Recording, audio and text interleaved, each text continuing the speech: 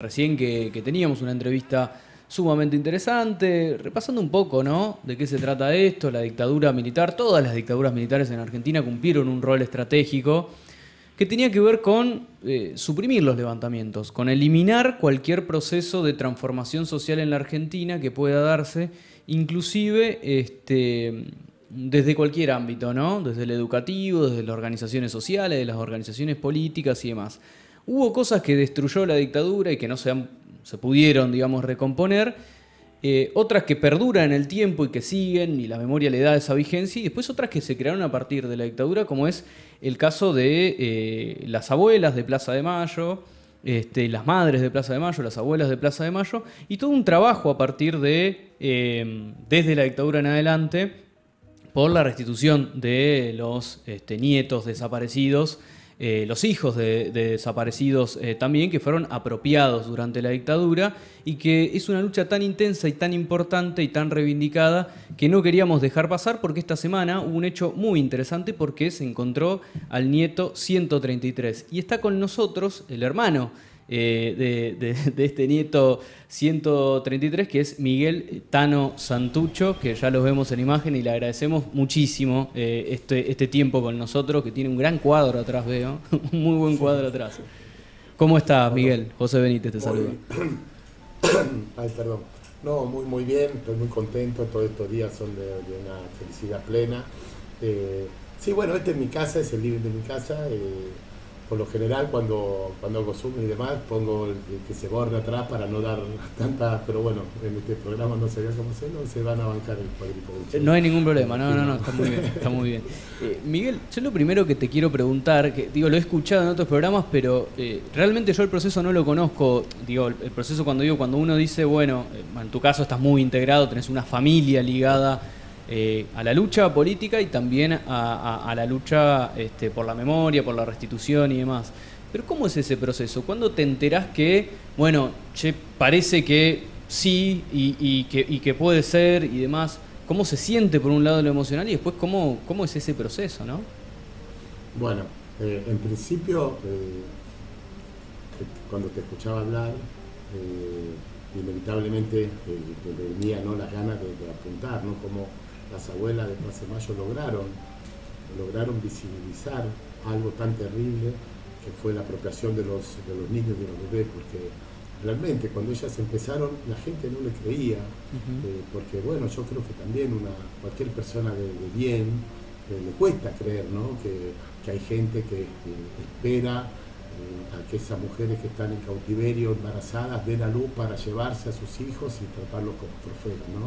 Que bueno, es el caso que le pasó a mi hermano. Yo lo digo con total convicción, porque el hecho que lo hayan inscrito un 24 de marzo, en el aniversario del golpe, claramente me da una pauta, ¿no?, de cuál era la intención que tenían con mi hermano. Pero bueno, gracias a la lucha de las abuelas y gracias a la ciencia que pudieron encontrar ese índice de abuelidad que nos permite hoy identificar a nuestros hermanos, que se pudo reconstruir lo que pasó y que la sociedad tomó conciencia de que lo que pasó fue un plan sistemático de apropiación de bebés por motivos políticos. Así difícil como suena, así de rebuscado fue, ¿no?, lo que hicieron.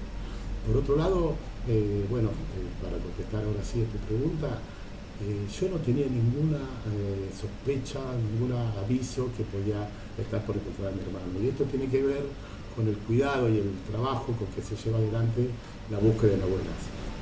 Yo hace muchos años, más de 15, tuve una sospecha, digamos, de haber encontrado en ese momento de una chica que se acercó a mí pensando que podía ser mi hermana, y la encontré, nos vimos. Y bueno, cuando resultó el resultado del análisis, digamos, cuando se dio el ADN, resultó que no era. Y ahí aprendí, ¿no? Aprendí que este cuidado que siempre tiene desde abuelas, de no dar falsas expectativas, o sea, de esperar la confirmación concreta del hecho para avisar a los familiares, es necesaria y muy correcta, muy acertada, ¿no? Porque si yo hubiese seguido todos los parecidos, todas las sospechas, me hubiese entusiasmado con cada una de ellas, hoy en día estaría en un neurociclático con una camisa de fuerza, me parece, porque realmente son una cosa muy grande. Entonces yo me enteré recién cuando dio positivos resultados, que se comunicaron de la CONADI. Antes se lo comunicaron obviamente a mi hermano, que es el que había hecho el pedido, que estaba buscando su verdad, su identidad, y le dijeron que bueno, que tenía una respuesta para él, lo notificaron a él y paso seguido lo pasaron a notificar a nosotros. En ese momento para mí me cambió la vida en unos pocos minutos, porque pasé de saber que tenía un hermano que finalmente se había encontrado, yo no sabía si era hermano o hermana, cómo estaba, si había nacido bien, todos esos datos no lo había podido averiguar. Sí sabía que mi mamá estaba embarazada y que no tuvieron en vida hasta dar a luz. Y después de eso, en pocos segundos pasé a verlo a mi hermano. Me pasaron una videoconferencia, una videollamada, o sea, de no saber nada a estar hablando con él en 30 segundos. Fue wow, terrible, no. Todas las veces que me había imaginado ese momento, se me puso la mente en blanco, no sabía qué decirle, no sabía por dónde empezar. Y bueno, también ahí me metí un poco la pata porque no sabía qué hacer y le empecé a preguntar, bueno, ¿cómo te llamás? ¿De dónde sos? Y le pregunté lo que no hay que preguntar, que es cuándo naciste, ¿no? Como si estuviera llenando una planilla para venderle algo, ¿qué me importa cuándo nació? Pero yo lo pregunté y encima a una persona que recién descubre que le mintieron toda la vida, no sabe que ella nació, o sea, es una pregunta que yo sé que no tiene respuesta. Entonces, viste, y ahí fue cuando me dijo, viste, con el rostro ya oscurecido un poco, y se me anotaron, porque sabe que no nació ese día, se me anotaron un 24 de marzo, y ahí me empezaron a prenderse todas las luces rojas, y yo, justo eso le fui a preguntar. Lo anotaron un 24 de marzo, aparte. Lo anotaron un 24 de marzo, el 24 de marzo del 77, el primer aniversario de Gorta. Mira, impresionante. Y cuando lo viste por primera vez, ¿cuál fue la sensación? Digo, cuando ya lo tenés enfrente, ¿no? No, bueno, la sensación fue que nos estábamos abrazando los dos. Fue un abrazo muy apretado, muy fuerte, muy sentido de los dos lados. Yo me moría de ganas de abrazarlo toda una vida soñando ese momento, pero me sorprendió muchísimo que era compartida esa alegría y esas ganas. Él también había hecho un largo recorrido para conocer su verdad, para entender, para poder saber quién era, y al tener una respuesta, y encima que esa respuesta sea tener un padre, 3 hermanos, una familia numerosa y que lo estaba esperando, para él significó muchísimo también. Entonces cuando nos vimos, nos apretamos en un abrazo que bueno, a mí yo venía muy preocupado, no sé si preocupado es la palabra, bueno, yo estaba cambiando la vida. De ahí a unos pocos minutos iba a tener una conferencia de prensa con todos los medios. Quería recordar a mi madre, quería recordar a mi abuela, que son las verdaderas protagonistas de esta historia, la que de alguna manera, yo siempre lo digo, ¿no? Esta historia a mí me excede, es más grande que yo, empezó antes y va a seguir después que yo. Nosotros como colectivo, como grupo, estamos buscando no solo a mis hermanos, sino a los 300 que faltan. Entonces yo soy una pieza de algo que se construyó a partir de el aguante, la resistencia, los ovarios de oro, como escuché decir hace poco de mi mamá, que lo sostuvo, lo mantuvo, lo pudo dar a luz y bien, y sano, y muy bien, y mi abuela, ¿no? que hizo posible que nos encontremos. Pero bueno, ese abrazo fue todo. Yo venía pensando cómo iba a expresar esto en la conferencia de prensa, y después de ese abrazo se me fueron todos los miedos, todas las preocupaciones, me invadió una felicidad que dije, bueno, que fluya, ya nada puede salir mal, ya lo abrazamos, ya es real, sentimos, ¿no? Claro, nos sentimos esta que vez nos sí. encontramos, nada puede salir mal, ya está. Hola Miguel, te habla Sebastián. Te quería preguntar qué coincidencias encontraste en estos días que conviviste con tu hermano, qué similitudes. Bueno, mi hermano es primero parecido físicamente a nosotros, a la familia. Creo que de los 3 hermanos que somos de padre y madre, digamos, porque tengo una hermana de la segunda pareja de mi papá, pero de los 3 varones que que compartimos padre y madre. Él es el más parecido a mi padre, pero somos los tres marca Santucho Navaja, digamos. está comprobado. Y más allá de eso me llamó mucho la atención reconocer en él una personalidad, una forma de ser muy parecida a la de mi hermano mayor, a Cami, porque bueno, él es medido, es reservado, le gusta tener todo ordenado, todo bajo control, ¿no? Como que bueno, yo soy más de la consigna de improvisación al poder, ¿viste? Yo me dejo llevar por los instintos, lo que tengo que hacer, no soy tan perdón, no soy tan capaz, digamos, de programar, ¿no? del día a día. Pero bueno, por otro lado me parece muy bien, también es una característica de la familia. Yo en eso veo y siento quizás más de la sangre, del origen santiagueño, ¿no? De la familia, es más tranquilo, más medido con las palabras. Si es por él, me deja hablar a mí todo el día, digo, cada tanto paro, digo, ahora habla vos, y me parece que este es un monólogo, pero bueno, ese tipo de cosas. Y Julio, tu viejo, ¿cómo se enteró de la noticia el viernes pasado? Se lo contamos nosotros. Yo estaba en Italia, justamente había logrado conseguir la posibilidad de pasar unos días con mis hermanos en Roma. Estaba ahí justamente tratando de disfrutar el poco tiempo que podemos estar juntos, y me llegó esta noticia inesperada totalmente.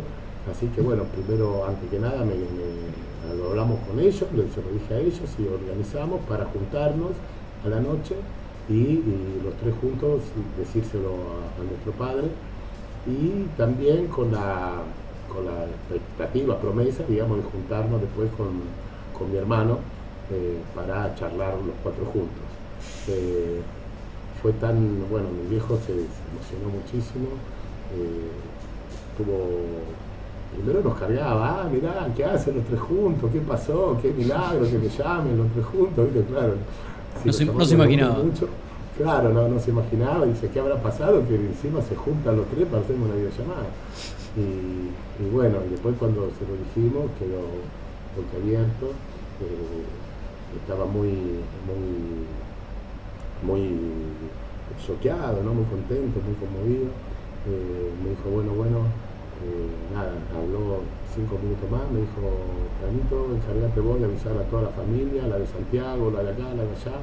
Yo me voy a buscar un pasaje que está en Tucumán, así arreglo para ir, y nos cortó. Necesitaba evidentemente procesar ese momento, pero bueno, se le cayó la lágrima, todo, estaba realmente conmovido, y no es para menos, ¿no? Yo siento una alegría inmensa en haber encontrado a mi hermano, y sé que tengo la posibilidad de todavía construir un vínculo fuerte y de mucho amor con él, pero claro, no me imagino lo que es encontrar un hijo en esta etapa de la vida. Mi viejo ya tiene 78, yo sé que está bien y que tenemos viejo para rato, pero él en su intimidad debe pensar que quiere transmitir la ansiedad, de transmitir todo lo que pueda de la historia de mi mamá, y de la historia familiar, y de todo lo que representa para él, ¿no? Haber encontrado un hijo de este lado. ¿Qué tal, Miguel? Patricio de Mayo te saluda. Sabés que te escucho y es difícil, en función de lo que contás, recuperar un poco la sintonía, ¿no? Por la dimensión que tiene lo que contás. Realmente es muy hondo, es muy sentido, es una parte importante de nuestra historia. Y bueno, acá cuando pensábamos un poco el cuestionario, viste, uno antes de escucharte hablar, por ahí lo piensa más desde un punto de vista racional, pero en la medida que te vamos escuchando, la verdad que nada, nos sentimos como muy identificados, incluso mientras vos hablás nos quedamos un poco, hay un silencio absoluto, ¿no? Estamos como muy compenetrados con lo que contás. Y es difícil, insisto, es difícil recuperar un poco la sintonía y tratar de volver a la conversación con un tono, digamos, de mayor racionalidad, porque lo que contás es muy sentimental. Vos sabés que el otro día, hablando un poco de historia, en una clase, digamos, tenía el objetivo de que mis alumnos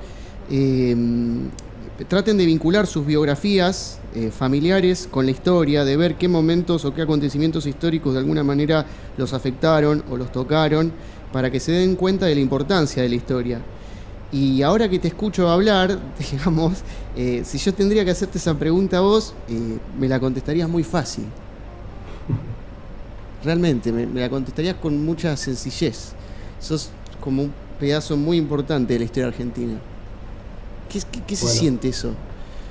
Mira, yo te digo, aparte con las fechas y las efemérides y demás, en la familia Santucho tenemos varias recurrentes, que es así, creer o reventar, ¿no? En el nacimiento de los mismos días, o no sé, yo por ejemplo, hoy estaba recordando que a mis primos, como la mayor parte de nosotros se crió en el exilio, más o menos volvimos todos en el mismo periodo, pero por ejemplo con uno de mis primos hermanos salimos el mismo día sin conocernos, cada uno de ese exilio para venir a la Argentina, el 12 de agosto del 93, y justamente el 12 de agosto es el cumpleaños del tío Mario Roberto. Claramente fue casualidad, pero esas casualidades que vos no podés creer que sean casualidades, ¿viste? ¿Cómo puede ser? Bueno, de esas hay muchas. Y la última, que a mí realmente me conmovió mucho, bueno, pasó ayer, y es que hay un cuento en el libro de las historias de las abuelas, hay un cuento donde, bueno, está hecho también para trabajar en los colegios y demás, donde se cuenta una pequeña biografía, digamos, ficcionada de las abuelas, para transmitir la memoria y el recuerdo de ella, ¿no? Y en una escuela primaria habían elegido el cuento de mi abuela para trabajar en el aula, y entonces el 24 de marzo del año pasado, en coincidencia, digamos, con el Día de la Memoria y los actos en referencia a eso, unos chicos de la primaria justamente habían hecho un cartelito y habían recordado el nacimiento de mi hermano. En el cuento se contaba cómo mi abuela todos los 14 de febrero, por ser el día del amor, de los enamorados, había elegido ese día, porque bueno, no sabíamos el día exacto de su nacimiento, para festejarle, hacer una torta y compartirla con las abuelas y así recordar el nacimiento de mi hermano. Y a mí lo primero que me pasó es enviárselo claramente a mi hermano, compartirlo con él, porque tenía mucho sentido que justo el 24 de marzo, es el día en que lo habían anotado a él, le festejaban el cumpleaños con la fecha del 14 de febrero, el Día del Amor, ¿no? Entonces se lo envié con la fotito, con los chicos que tenían el cartel, festejando que habían encontrado al nieto de Mérida, al nieto 133, y qué sé yo. Y mi hermano se conmovió hasta la lágrima, porque es un ser para mí hermoso, muy sensible, que no tiene idea de la cantidad de amor que tenemos para darle, pero que cada cosa que pasa, ¿viste? lo conmociona. Y lo primero que hizo, le quiero agradecer, quiero enviarles un audio para agradecerle tanto cariño. Y bueno, yo me caí de risa, porque lo primero que me dijo cuando lo conocimos y todo, que él era perfil bajo, que no le gustaba exponerse, que no le gustaban los medios, que no quería que se encontrara en esa situación incómoda. Y yo cuando me mandó el mensaje después le contesté: te diste cuenta, ¿no?, que tardaste una semana en hacer tu primera declaración pública, vos que decías que tenías tanta cosa. Bueno, la realidad muchas veces nos supera y nos lleva a lugares que uno no se puede imaginar, ¿no? Sí, es complicado, la verdad te vuelvo a repetir, es como que hay una atmósfera también acá, viste, de absoluto silencio y respeto, porque te escuchamos y quedamos un poco sorprendidos. Bueno, vamos a tratar de volver un poco, digamos, a recuperar algo de sintonía. Por eso aprovecho la pregunta para decirte, bueno, bien sabés, porque sos una persona politizada, que estamos en un momento, hoy al principio del programa nosotros hablábamos del 2001 y la cuestión de la memoria, qué sé yo, y bueno, naturalmente el 24 de marzo de 1976 también es una fecha muy importante para nosotros, y para poner en práctica el ejercicio de la memoria, por el grado de implicación que tenés con ese pedazo de historia argentina, la verdad que te quiero preguntar un poco sobre el presente, ¿no? En un momento donde hay algunos candidatos que están discutiendo mucho esto del rol de las abuelas, el rol de las madres, los nietos recuperados. ¿Cómo te cae a vos eso, siendo un protagonista importante, digamos, de todo esto? A mí, sin duda, veo este presente con mucha preocupación.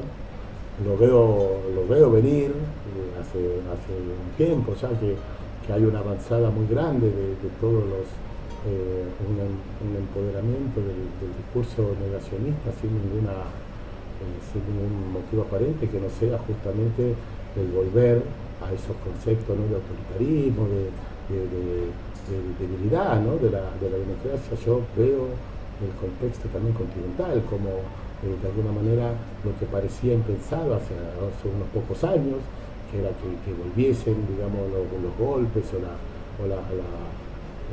mano el autoritarismo en forma, digamos, como organización de la sociedad se está dando. Vivimos intentos de golpe en todo el continente, la democracia está debilitada y acá también, ¿no? Yo lo decía antes y estoy totalmente convencido. Estuvimos a un paso del hecatombe cuando con ese tiro que no salió, que estaba destinado a matar a la vicepresidenta, y eso significa que tenemos que ser conscientes, ¿no?, de la importancia que tiene hoy en día defender esto que logramos construir y conseguir con tanto sacrificio.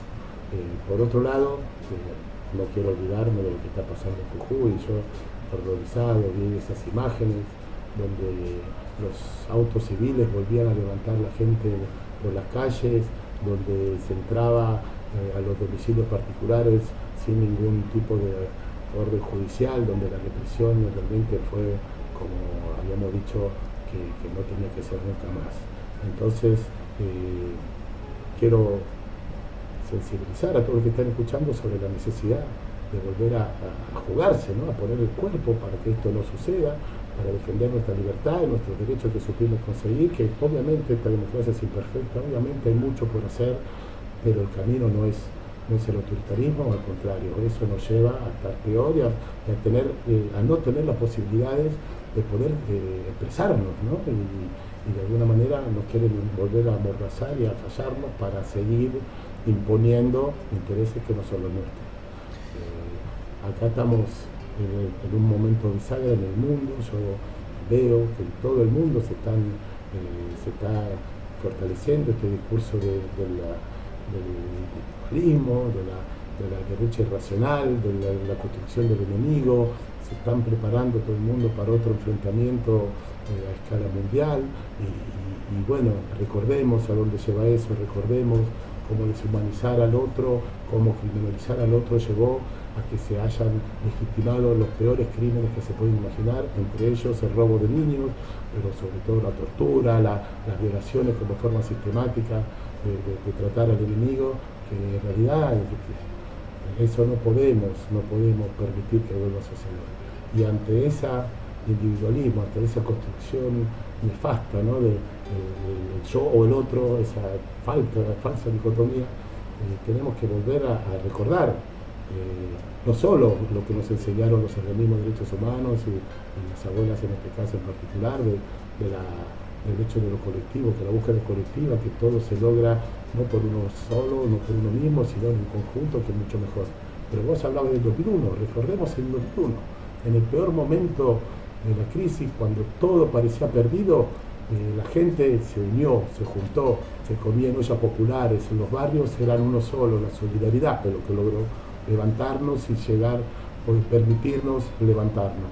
Es el conjunto, es el común, el estar con el otro que nos da fuerza, no es el ser mejor que el otro o el oprimir al otro.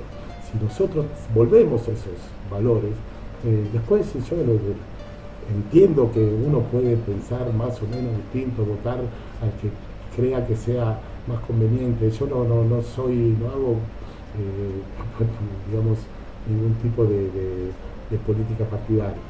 Sí creo que hay intereses muy claros que van en contra del bien común en contra de los valores democráticos, en contra de un discurso que nos quiere volver a amordazar y a permitir entregar los recursos al mejor postor, y otro que tiene que ver con la construcción de un conjunto, ¿no? De un país mejor para todos. Te quiero, porque la verdad que es interesante la reflexión que haces sobre la actualidad, Miguel. Inclusive, digo, es difícil a veces comprender cómo se dan los procesos, ¿no? Digo, por ejemplo, lo pensaba la otra vez, veía en realidad un programa de humor de Capusotto y veía que decía decía una cosa que era que entre bromas es tan real, ¿no? Dice, antes se tomaban cuarteles, ahora se hace, bueno, algo que no lo quiero decir al aire, pero algo mucho más vulgar. ¿Dónde crees, digo, como integrante también de organismos de derechos humanos, de alguien con una historia de familia militante, de lucha, pues digo, en cada espacio, cada uno, ¿no? Pero ¿dónde crees que está eso de que parece que hoy se ha perdido un poco y que se canaliza por otro lado? Por ejemplo, la juventud, ¿no? Lo pienso, un elemento tan dinámico como también tan peligroso que en esa dinámica termine cayendo en esta idea negacionista que decía recién Patricio, o cosas peores incluso muchas veces que parecen alabar ciertos mesías o que se presentan como mesías, pero que en realidad es un discurso un poco más lavado. Vos que estás bastante con esto y que tenés autoridad, me parece, no digo que el resto no lo tenga también, porque quien hace su actividad política tiene toda la autoridad, pero digo que tenés autoridad en el sentido de que a tu familia la pasó muy mal, ¿no? Con ese tipo de discursos y ese plan de acción. ¿Cómo ves eso? ¿Cómo analizás eso en la juventud? Bueno, ese sonido es duro, ¿eh? Te digo que es el sonido de todas mis mañanas, es duro, ¿eh? No, lo primero que quiero decir es que yo le tengo mucha fe a la juventud. Estoy convencido que ellos son los que nos van a sacar adelante. Nuestra generación se vio en la necesidad de resistir, de tratar de construir algo para dejar a nuestros hijos después de la tabula rasa que dejó el terrorismo de Estado, ¿no? Yo sentí que mi rol, que mi tarea, digamos, como generación, era volver a valorar o a poner en la mesa algunos valores que habían sido borrados y que para mí seguían siendo justos y correctos, como el que acabo de decir, ¿no? La necesidad de estar juntos y construir como colectivo. Yo tengo la suerte de poder interactuar bastante con los jóvenes, porque desde la Casa de la Identidad yo soy uno de los trabajadores que, digamos, contamos y difundimos en la historia de las abuelas y la necesidad del derecho a la identidad.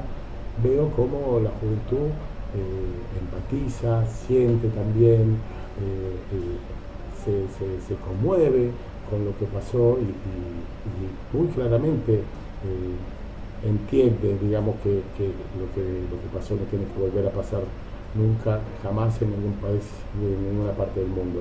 Pero claro, hay otra forma de comunicación, hay otro contexto que nosotros yo por lo menos no me muevo con demasiada facilidad, que son las redes, que son los transmitir en 30 segundos. Yo me río, pero es terrible. Yo le mando un audio a mis hijos de más de 1 minuto y me dice muy largo, no lo escucho. Le digo, tampoco. Hay que resumir hasta las cosas que tengo que decir. O sea, no se escucha un disco de Pink Floyd ni loco. Claro, no, por eso. Claramente hay otra forma de comunicarse, y yo se lo digo directamente a ellos cuando tengo la posibilidad de hablar. Esa nueva forma, esa nueva comunicabilidad, esa nueva transmisión tiene que surgir justamente de ellos. Uno tiene que apostar a darle las herramientas para que puedan expresarse y poder, digamos, resignificar toda esta historia, porque para nosotros tiene un significado, tiene un peso, tiene una trascendencia, pero para ellos es muy distinto, es otra generación. Muchos ya nacieron, casi todos los jóvenes nacieron en democracia, porque por suerte ya llevamos 40 años en democracia, y si no, no sería joven, digamos, sería claro.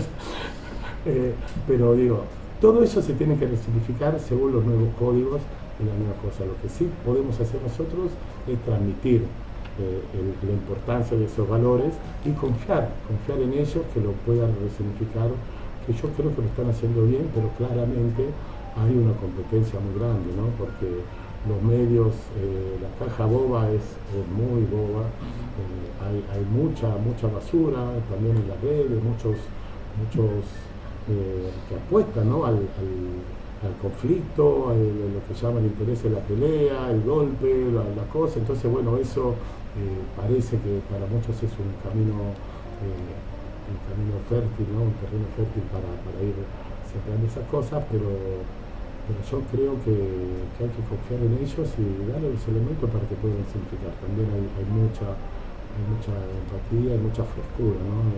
En esos jóvenes que hoy en día pueden hacer lo que se les propone, ¿no? Claro. La última, Miguel, porque ya la verdad nos has dado un tiempo sumamente interesante y te quería preguntar, hablando, como se dice a veces, ¿no? En el periodismo, pero en general en este mundo de las entrevistas, hablando entre seres humanos, ¿no? A veces se deshumaniza un poco. Después de tanto tiempo, ¿no? Digo, de no verte con tu hermano, un poco volviendo, digamos, a los que nos reunían en esta entrevista. Hay un espacio de felicidad que está claro, se nota en tu cara por todos lados, te lo tengo que decir, se nota en los ojos, en la sonrisa, en todos lados. ¿Hay un lugar para el enojo? No con tu hermano, no, obvio, digo, no digo el odio, pues suena medio feo, ¿no? Pero para el enojo con haberte privado tanto tiempo, no vos, digo, que te hayan privado tanto tiempo de reunirte con él, de que todos se reúnan con él. Y mira, hay una sensación muy fea, muy triste, digamos, de no solo el tiempo perdido, sino el tema te vuelvo a decir, la objetivación, ¿no? Mi hermano fue objetivado, fue un trofeo y fue, digamos, mantenido conscientemente fuera del alcance de nosotros. Eso no lo puedo evitar de sentirlo, ¿no? Es algo que claramente me afecta en el sentido de que, bueno, no sé cómo expresarlo. Por otro lado, yo de que tengo conciencia de participar de los organismos de derechos humanos, de que empecé este recorrido en los organismos, sé que no existe la venganza. Nuestra única venganza es la de ser felices. Ya lo que hicieron esta gente no tienen forma de pagarla. Sí me parece necesario que se enjuicie, que se condene, que se indique con el dedo cada una de las atrocidades que hicieron, poner el nombre y apellido, porque la única garantía que tenemos es que nadie más se anima a hacerlo, ¿no? Que haya una reconstrucción de justicia para el futuro. Hoy en día, ¿viste? A mí me preguntan de que con el apropiador, qué va a pasar, qué no va a pasar. Y la verdad que si me pongo a pensar en el apropiador es mala sangre. Yo no estoy demasiado contento, digamos, como para querer hacerme mala sangre. Claramente siento que hay que hacer justicia, siento que esa persona tiene que sentirse mínimamente rechazada por toda persona de bien, tiene que ser aborrecido, repudiado, ojalá que vaya preso, pero no la verdad que tampoco me preocupa tanto. Miguel, te agradecemos profundamente esta entrevista, la verdad que para nosotros también fue emocionante escuchar el relato, lo escuchábamos la otra vez ya en la conferencia de prensa, pero bueno, queríamos que estés en este espacio, así que te agradecemos profundamente, te dejamos continuar con la tarde, pues sabemos que un sábado por la tarde es un poquito molesto, pero la verdad que estuvo...